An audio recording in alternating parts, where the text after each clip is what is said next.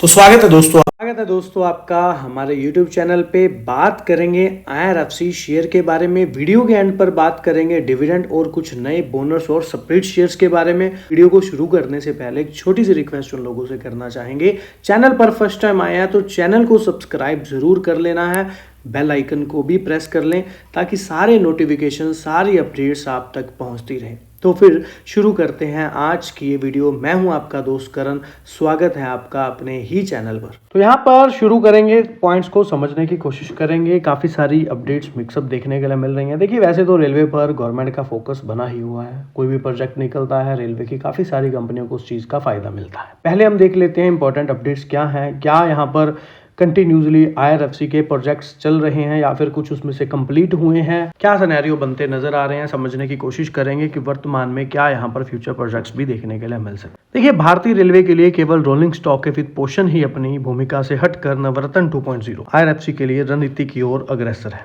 यानी कि high speed rail, बंदरगाह, मेट्रो परियोजनाएं, बिजली उत्पाद से व्यापक रेलवे संबंधित विविधीकरण शामिल है। 3 से 5 वर्षों के भीतर प्रबंधन का जो एम है, AUM को 5 लाख करोड़ रुपए से अधिक का विस्तारित करना है और उसके लिए कंपनी काफ़ी सारे एफर्ट्स भी कर रही है। जैसे कि समझें कि कुछ योजनाएं जो चालू हैं, कुछ योजनाएं जो कंप्लीट होती नजर आ सकती हैं, कुछ कंप्लीट हो चुकी होंगी।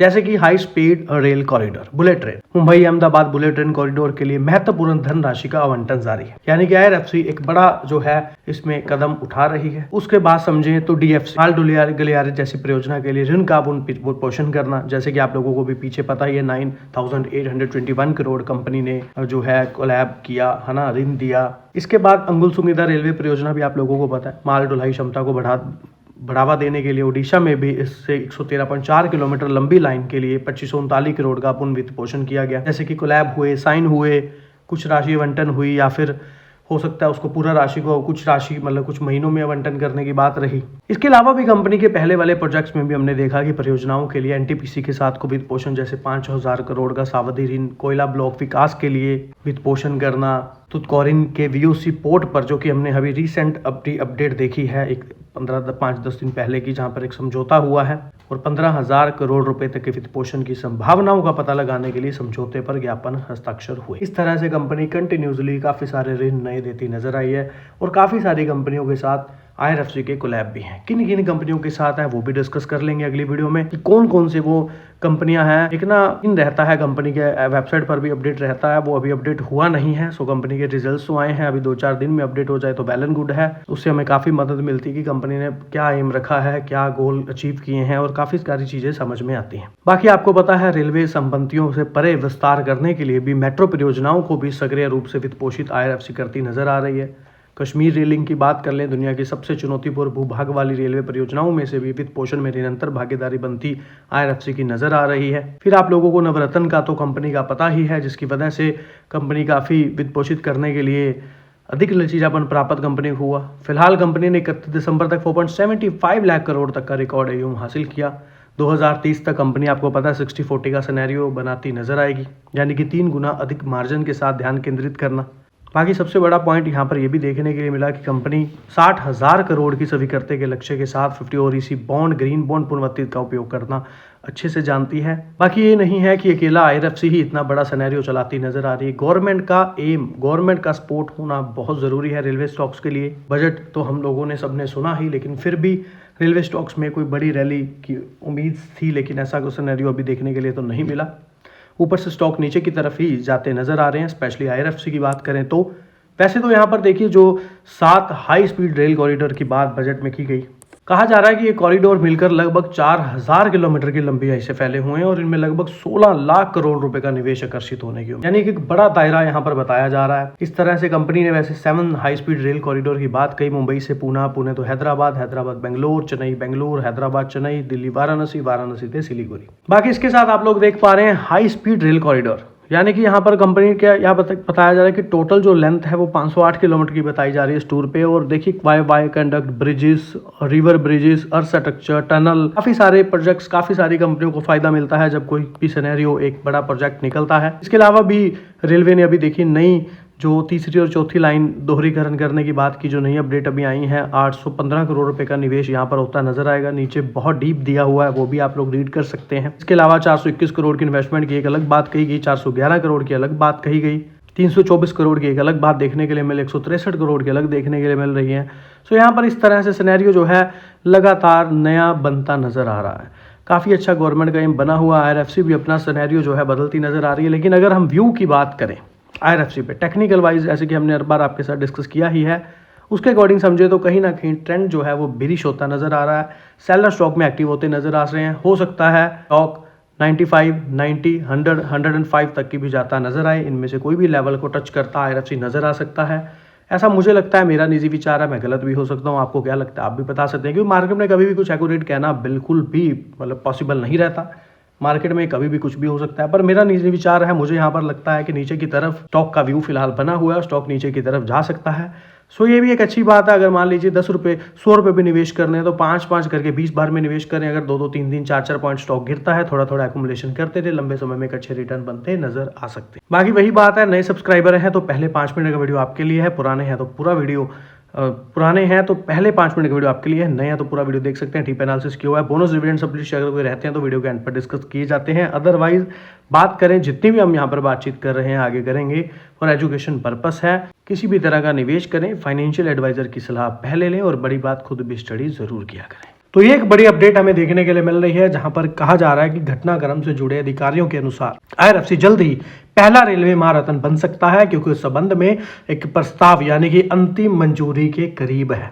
पिछले साल मार्च में नवरत्न का दर्जा प्राप्त करने के बाद एक बार IRFC को इस दर से ऊपर उठाया गया। दर्जा मिल जाने पर सरकारी जो परियोजनाएं पर केंद्रित और ऋणदाता के बोर्ड को अधिक स्वायत्तता प्राप्त होगी। CPSE के सुरक्षा मान्यता प्राप्त होने से इसके उधार लेने की लागत और ब्याज दरों में भी कमी आने की उम्मीद है। यानी कि एक वरिष्ठ अधिकारी ने नाम न छापने की शर्त पर ET को बताया है कि IRFC को जल्द ही महारत्न का दर्जा मिलने की उम्मीद है। भारतीय रेलवे ने पहले ही इसकी सिफारिश, देश में अब तक 14 केंद्रीय सार्वजनिक क्षेत्र के जो महारत्न का दर्जा दिया जा चुका है, जिनमें अक्टूबर 2024 में HAL को भी शामिल किया गया था। महारत्न कंपनी के बोर्ड सरकार की मंजूरी के बिना किसी एक परियोजना में 5,000 करोड़ रुपए या फिर उसकी कुल संपत्ति का 15% का निवेश कर सकते हैं, यानी कि नवरत्नों के लिए यह सीमा 1,000 करोड़ रुपए। तो ये काफी बड़ी जो है एक मार्केट में, बाजार में एक हाथ खुलता IRFC का नजर आएगा। जिस तरह से अगर एक डिसीजन लेना, यानी कि एक परियोजना जो 5,000 करोड़ तक के डिसीजन की हो या फिर एक सीमा जो फिलहाल 1,000 करोड़ रुपए तक की है, दोनों में फर्क है।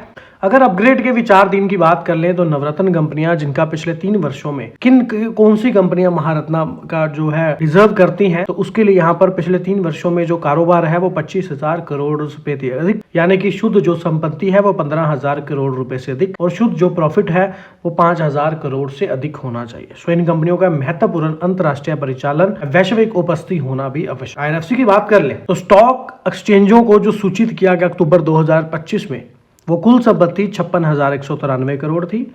कंपनी ने यह भी बताया कि 2025-26 की पहली छमाही में रेलवे से जुड़े क्षेत्रों जैसे कि रिन्यूएबल एनर्जी, ऊर्जा सहित ऊर्जा पावर स्टेशन, कोयला खनन और भी औद्योगिक अवसंरचना में 45,382 करोड़ के नए समझौतों को भी मंजूरी मिली। और IRFC ने ये भी स्वीकृतियां जो पिछले वित्त वर्ष में 5250 करोड़ की तुलना में 9 गुना अधिक है। सो कहने का मतलब आप लोग मेरा समझ पा रहे होंगे कि कंपनी ने वो सब चीज़ें दिखाई हैं जिसके लिए सरकार इन चीज़ों का मांगती है, जो कि पिछले 3 वर्षों का ये रिजल्ट रहना चाहिए। वही IRFC के पास करीब करीब बढ़िया यहाँ पर बना भी। ऑल ओवर समझे तो यहाँ पर वो सारे पॉइंट्स प्लस हैं। लेकिन पिछले महीने IRFC ने माल ढुलाई गलियारे के लिए भी विश्व बैंक से 10,000 करोड़ रुपए के विदेशी मुद्रा ऋण का पुनर्वितरण भी किया। तो ये सारे ही अपडेट्स जो हैं फिलहाल वो अपडेट्स हैं जो यहाँ पर गवर्नमेंट चाहती है कि इस महारत्न जो स्टेटस है कंपनी को मिले। अगर तो उसके लिए जो भी कंडीशंस हैं फिलहाल यहाँ पर क्लियर है। इसी वजह से यहाँ पर पॉइंट जो रखा गया है वो यही रखा गया है कि अंतिम मंजूरी के करीब है। सो बताया तो बाकी देखिए अधिकारी ने है, ना कि उसकी नाम छापने की शर्त भी नहीं बताई गई है। लेकिन कहीं ना कहीं जो यहाँ पर पॉइंट्स दिए गए हैं जो कि चाहिए होते हैं महारत्न कंपनी के लिए, वो कंपनी के पास है, यानी कि कंपनी एलिजिबल तो है। पर्सनली एक बात बहुत अच्छी लगती है कि IRFC में LIC ने बहुत बढ़िया स्टेक बनाया। ये उस स्टेक उस समय बना जब स्टॉक नीचे की तरफ ही था और इन्हीं लेवल्स के करीब स्टॉक था। तब से LIC ने इसके शेयर को होल्ड किया हुआ है काफ़ी समय से। तो ये एक बहुत बढ़िया बात है कि IRFC जैसे LIC जैसे बड़े DI ने यहाँ पर एक बड़ी इन्वेस्टमेंट की हुई है। तो IRFC पर बात करते हुए काफ़ी सारी चीज़ें समझ में आती हैं, लेकिन यहाँ पर कुछ नए पॉइंट्स यहाँ पर निकल करके आए हैं जहाँ पर थोड़ा सा डीप एनालिसिस करेंगे, थोड़ा सा बिजनेस के बारे में डीप जाने की कोशिश करेंगे। देखिए, अगर तो आप हैं हमारे पुराने सब्सक्राइबर तो पहले 5 मिनट का वीडियो आपके लिए रहता है लगभग, और अगर आप हैं नए व्यूअर तो आप ऑलमोस्ट सारे वीडियो भी देख सकते। वीडियो के एंड पर बोनस शेयर, स्प्लिट शेयर या डिविडेंड शेयर रहते हैं, तो वीडियो के एंड पर मैं डिस्कस करता ही हूं हर बार। चलिए फिर शुरू करते हैं IRFC के ऊपर, मेन पॉइंट के ऊपर। सबसे पहला पॉइंट समझेंगे कि यहाँ पर प्रमुख आगामी रेलवे परिस्थिति की तंत्र यानी कि नई लाइनों का वित्त पोषण, मल्टी ट्रैकिंग जैसी वर्धा, भुसावल, वडोदरा, रतलाम स्टेशन का पुनर्विकास और high speed rail corridor, high speed यानी कि बुलेट ट्रेन तरह। उसके बाद अगर बात करें चल रहे प्रोजेक्ट्स की, या फिर यहाँ पर जो प्रोजेक्ट्स अपकमिंग है या फिर चलते प्रोजेक्ट्स की बात करें जो चल रहे फिलहाल क्षेत्र में नजर आ रहे हैं, बंदरगाह विकास यानी कि महाराष्ट्र में वधवन बंदरगाह परियोजना के लिए वित्त पोषण के लिए समझौते पर ज्ञापन पर हस्ताक्षर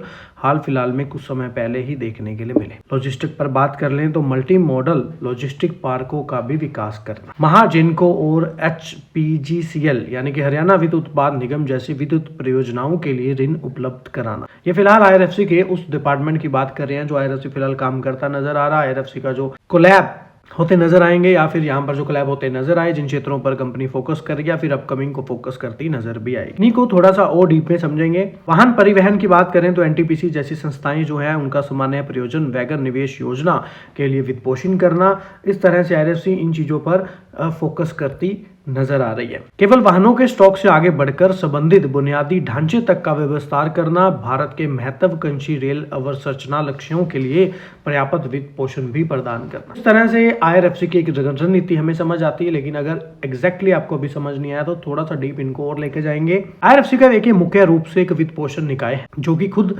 परियोजनाओं का क्रियान्वयन नहीं करता, बल्कि भारतीय रेलवे या फिर अन्य रेल संबंधी जो संस्थाएं द्वारा शुरू की गई प्रमुख अवसंरचना परियोजना है उसके लिए धन उपलब्ध करवाता है। IRFC द्वारा वित्त पोषित आगामी और चल रही परियोजनाओं में निम्नलिखित शामिल है, यानी कि कौन से वो मेन पॉइंट है समझेंगे तो यहाँ पर देखिए राष्ट्रीय रेल योजना। IRFC भारतीय रेलवे की राष्ट्रीय रेल योजना जो कि एक प्रमुख वित्त पोषक है, जिसमें 2030 तक बुनियादी ढांचे के निर्माण के लिए भारी पूंजीगत व्यय शामिल है, जिसमें 100% रेलवे को इलेक्ट्रिफिकेशन करना, नई लाइनें और स्टेशन अन्य शामिल है, जिसमें IRFC भी एक बड़ा वित्त पोषक है। दूसरा पॉइंट समझते हैं तो निगम विभिन्न राज्यों में सरकार द्वारा जो विशिष्ट नई लाइन मल्टी ट्रैकिंग परियोजनाएं को वित्त पोषित करता है, जैसे कि उड़ीसा, महाराष्ट्र, आंध्र प्रदेश, झारखंड, बिहार, तेलंगाना, पश्चिम बंगाल में। यहीं पर तीसरा पॉइंट समझे तो समर्पित माल ढुलाई गलियारे और हाई स्पीड रेल। IRFC रसद लागत को कम करने के लिए समर्पित माल ढुलाई गलियारों के वित्त पोषण में शामिल है।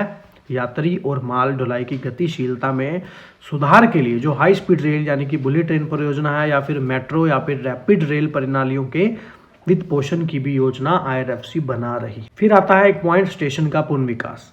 कंपनी भारत भर में हजारों रेलवे स्टेशनों के पुनर्विकास के लिए महत्वाकांक्षी अमृत भारत स्टेशन योजना का समर्थन भी करती है। अमृत भारत योजना तो खैर आप लोगों को पता ही होगी। और तो और एक पॉइंट और समझे तो यहाँ पर है नवरत्न का दर्जा मिलने के बाद IRFC रेलवे के मुख्य परिचालनों से परे जाकर रेलवे प्रशासनिक तंत्र से जुड़े अग्रामी और पश्चिमगामी दोनों प्रकार के परियोजनाओं के भी वित्त पोषण के दायरे में ला रहा है।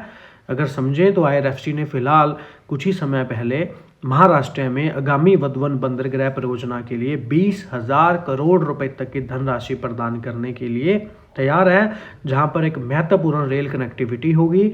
और यहां पर हमें कुछ समय पहले ही कोलैब भी होता नजर आया। इसके अलावा भी समझें तो विद्युत परियोजनाओं पर बात कर लें तो नागपुर के कोराडी थर्मल पावर स्टेशन में महाजेनको के लिए 660 मेगावाट की सुपर क्रिटिकल विस्तार परियोजना के लिए 10,500 करोड़ रुपए तक का वित्त पोषण। HPCL के लिए समझा जाए PGCL के लिए तो यमुनानगर स्थित दीन बंधु Chhotu Ram thermal power plant के लिए 800 मेगावाट यानी कि 6929 करोड़ तक का वित्त पोषण। NTPC को भी रिन्यूएबल एनर्जी और उस परियोजना के लिए पूंजीगत व्यय के लिए 5,000 करोड़ रुपए की मंजूरी देती नजर आई। IRMCL के साथ समझौता ज्ञापन के माध्यम से IRFC भारतीय रेलवे का जो 2030 तक का शुद्ध शून्य कार्बन उत्सर्जन यानी कि नॉन फॉसिल फ्यूल को ख़त्म करना और रिन्यूएबल एनर्जी और इन चीज़ों पर फोकस करना और सौर पवन के लिए वित्त पोषण विकल्पों की भी खोज कर रहा है। होप सो इसमें कुछ समझाने वाला नहीं है। मेन पॉइंट अगर हम समझ रहे हैं, पढ़ रहे हैं, तो हमें ईजिली समझ आ रहा है कि कंपनी एक्चुअल में कर क्या रही।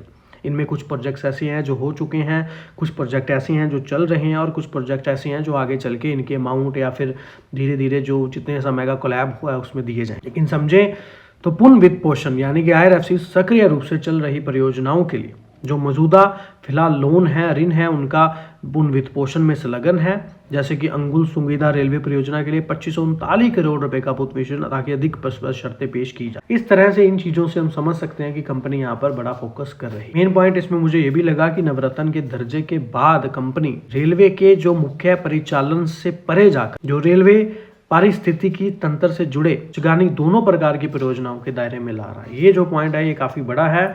जैसे कि बंदरगाह यहाँ पर जहाँ पर हमने जो सारी चीजें देखी है मंजूरी, तो रेलवे संरचना जो है विकास पर जोर देने से IRFC को सीधा अगर हम प्लस पॉइंट समझे तो वो क्या है, अगर गवर्नमेंट यहाँ पर फोकस कर रही है विकास पर रेलवे के तो उससे जोर देगी, पैसा इन्वेस्ट करेगी, बजट बड़ा होगा तो IRFC को उसका प्रॉफिट मिल सकता है। बड़े पैमाने की परियोजनाएं भी निरंतर मांग बनाए रखती हैं और कुछ लोगों द्वारा वर्तमान गिरावट को यानी कि IRFC में जो गिरावट हो रही है उसको एक आकर्षक प्राइस यानी कि अट्रैक्टिव प्राइस के रूप में देखा जा रहा है। लेकिन कुछ लोग है क्या नहीं है वो एक अलग पॉइंट है। आपका क्या व्यू है वो बहुत इंपॉर्टेंट रहे। और तो और दो तीन चीजों को और समझें तो देखिए फिलहाल कंपनी की बढ़ी हुई उधारी यानी कि वित्त वर्ष 26 के लिए 30,000 करोड़ रुपए से अधिक का पूंजीकरण का लक्ष्य है जो Q3 तक 60,000 करोड़ रुपए से अधिक हो जाएगा। अब कंपनी पूंजी इकट्ठा करेगी तो उसके बाद ही ब्याज पर पैसा चढ़ाएगी और फिर कंपनी का एक कम उधार लागत वाला सीन भी देखने के लिए मिल रहा है। यानी कि अभी फिलहाल कंपनी ने जापान के साथ जो एक बड़ा पीछे हमने कोलैब आपको बताया ही है, इतना बड़ा अमाउंट यहाँ पर लोन के लिए लिया, वो क्या है कि आकर्षक येन या USD का ऋण का उपयोग करना और उससे अपनी मार्जिन्स यानी कि जो ब्याज मार्जिन है उसको बढ़ाना और उसमें लगातार वृद्धि की उम्मीद। और तो और मुख्य रेलवे के जो वित्त पोषण है आगे बढ़कर हाई स्पीड रेल, माल ढुलाई गलियारे, स्टेशन, बंदरगाह, लॉजिस्टिक पार्क विकास को भी शामिल करना है। सो ये कुछ कंपनी का लाइफ का भविष्य का दृष्टिकोण है या फिर टारगेट है। उसके अलावा भी समझें तो यहाँ पर कुछ टारगेट्स दिए गए हैं जिनको हम मतलब कोई एनालिसिस द्वारा यहाँ पर नहीं बताया जा रहा, एक ऐसे ही जो विशेषज्ञ द्वारा अगर दिया भी होगा तो, लेकिन कोई इसमें कोई हमें नेम नहीं मालूम कि किस बंदे ने यहाँ पर ये टारगेट दिए, तो इसी वजह से इसको हम स्किप करेंगे। मेन पॉइंट को हमने समझा कि तो देखा जाए तो फिलहाल यहाँ पर अपडेट सारी पॉजिटिव है। कि सबसे पहली बात तो ये कि जो उधारी अंतर्राष्ट्रीय बाजार है विशेष रूप से जापानी येन है उसका मूल्यवान जो बाजार है वह बेंचमार्क दर कम है, यानी कि उसका लाभ उठाकर IRFC घरेलू स्तर पर डोमेस्टिक लेवल पर या फिर जो इंडिया में कहीं घरेलू स्तर पर उपलब्ध ब्याज दरों की तुलना में अधिक ब्याज दरें प्राप्त करेगी। यानी कि इतना ब्याज कंपनी को देना नहीं आएगा जितना ब्याज यहाँ पर कंपनी प्राप्त करेगी और इस तरह से कंपनी आने वाले समय में अपनी लागत को कम करके कम उधारी लागत से लेकर के बेनिफिट रह सकती है। ECB की बात करें तो सुविधा से IRFC का जो वित्त पोषण आधार है घरेलू बाजार से परे विस्तृत हो गया है जिससे एकल स्रोत वित्त पोषण पर निर्भरता भी कम हुई है। 3 वर्षों के अंतराल के बाद अंतर्राष्ट्रीय बाजार में इसकी एक उपस्थिति स्थापित हो गई है। और तो और इतना ही नहीं, सुमितोमो मित्सुई बैंकिंग कॉर्पोरेशन जैसे प्रमुख वैश्विक ऋणदाता से असुरक्षित यानी कि अनसिक्योर लोन प्राप्त करना इंटरनेशनल मार्केट में भी IRFC की छवि को मजबूत करता है और ऋण योग्यता को भी दर्शाता है। यानी कि काफी अच्छी रेटिंग्स IRFC को मिली हुई हैं। दैट्स वाई यहाँ पर इतना अच्छा पॉइंट हमको देखने के लिए मिला है। और तो और इनकी जो संरचना है यानी कि भारत रिजर्व बैंक RBI के निर्देशों के अनुपालन से की गई है जिसमें 5 वर्ष की अवधि है और ऋणदाता के साथ कोई नियंत्रण खंड या शेयर धारता शामिल नहीं है जिससे IRFC की परिचालन स्वतंत्रता बनी रहती है।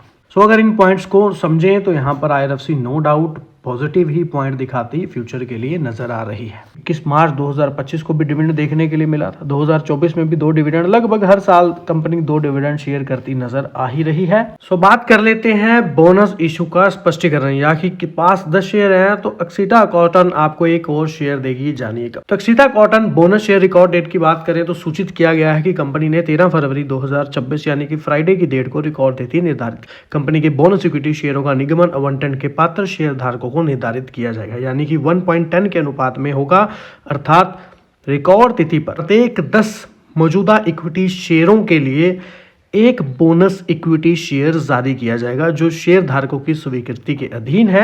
और अक्षिता कॉटन एक नियामक फाइलिंग में भी कहा, यानी कि 5 जनवरी को ये बैठक हुई थी और यहाँ पर सिफारिश की गई बोनस इक्विटी शेयर यानी कि 1.10 के अनुपात में जारी किए जाएं। और यहाँ पर यानी प्रत्येक 10 मौजूदा इक्विटी शेयरों के बदले एक बोनस इक्विटी शेयर आवंटित साथ में किया जाएगा जो शेयर धारकों की मंजूरी के अधीन होगा। अगर वैसे बोनस निगम के पहले कंपनी की चुकता शेयर पूंजी 34.77 करोड़ है। बोनस निगम पूरा होने के बाद कंपनी की चुकता शेयर पूंजी बढ़कर 38.25 करोड़ रुपए तक होने की उम्मीद है, जो ₹1 अंकित मूल्य के शेयरों के बराबर हो। अक्षिता कॉटन इस बोनस शेयर निगम के लिए 3.47 करोड़ रुपए के मुक्त भंडारण का उपयोग करेगी, जिससे बोनस शेयर निगम के लिए पूंजीकृत किया जाएगा। यानी कि 31 मार्च 2025 को समाप्त हुए वर्ष के लिए कंपनी की जो वित्तीय परिणामों के अनुसार कंपनी के पास 28.2 करोड़ रुपए का मुक्त भंडार है, जो कि एक मजबूत भंडार स्थिति को दर्शाता है। बोर्ड मीटिंग की तारीख से 2 महीने के भीतर यानी 4 मार्च 2026 को या उससे पहले अक्षिता कॉटन द्वारा ऐसे बोनस शेयर भेजे जाने की अनुमानित तारीख है। शेयर की बात करें तो ऑल टाइम यहाँ पर रिकॉर्ड जो है ऑल ओवर जो रिटर्न माइनस ही देखने के लिए फिलहाल मिल रहे हैं।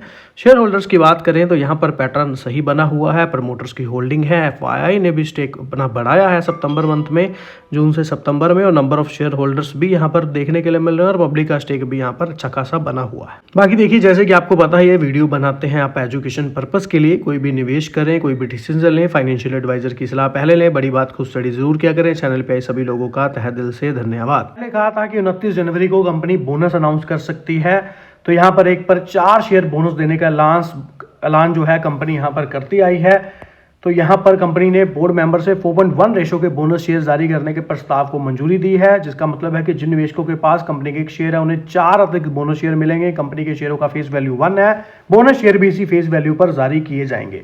क्यूपिड लिमिटेड ने एक्सचेंज फाइलिंग में साफ कहा है कि यह बोनस शेयर इशू अभी शेयर धारकों को रेगुलेटरी अथॉरिटी की मंजूरी के अधीन है। कंपनी एक EGM बुलाएगी जहां शेयर धारकों की सहमति ली जाएगी। वहीं रिकॉर्ड डेट को लेकर कंपनी ने कहा है कि इसके बाद में बोर्ड द्वारा तय किया जाएगा। समय पर स्टॉक एक्सचेंज को इसकी जानकारी दी जाएगी। रिकॉर्ड डेट वही तारीख होती है जिसके आधार पर यह तय किया जाता है कौन से निवेशक बोनस शेयर पाने के हकदार रहेंगे। यानी कि कंपनी के बोनस शेयर इतिहास पर भी नजर डालें तो पहली बार नहीं है।